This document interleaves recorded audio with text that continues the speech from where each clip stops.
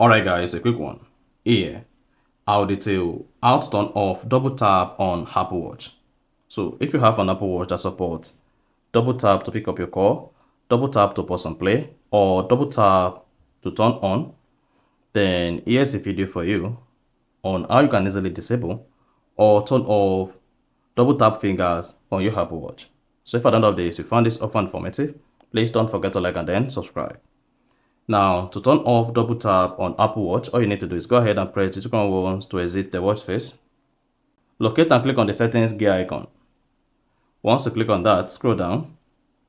Just keep scrolling until you get to gestures. So click on that.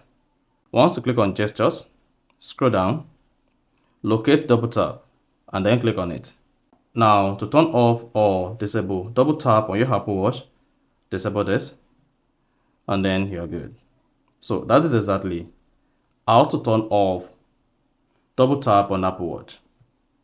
So if you found this offer informative, please don't forget to like and then subscribe.